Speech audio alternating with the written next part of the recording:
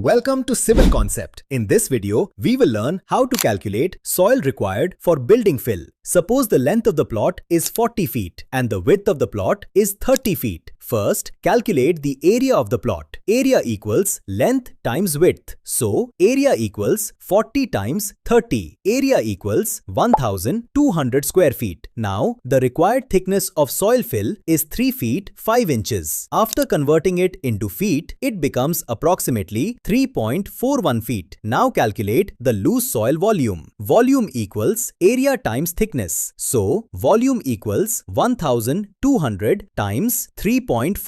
Volume equals 4092 cubic feet. This is the loose soil volume. But after filling, soil gets compacted. So, we multiply loose soil volume by the compaction factor. Here, compaction factor is 1.30. Compacted volume equals 4092 times 1.30. Compacted volume equals 5319.6 cubic feet. So, we can say the required compacted soil volume is approximately 5320 cubic feet. Now, suppose one truck can carry 500 cubic feet of soil. Total trucks required equals 5320 divided by 500. Total trucks required equals 10.64. Since truck quantity cannot be in decimal, we round it up to the next whole number. Therefore, total trucks required equals 11 trucks. Final answer. For a 40 feet by 30 feet plot with 3 feet 5 inches soil filling thickness, approximately 5320 cubic feet compacted soil is required. And if one truck carries 500 cubic feet soil, then total 11 trucks are required. Always plan transportation based on compacted soil volume, not lose guesswork. For more civil engineering knowledge and free civil calculators, visit www.civilconcept.com.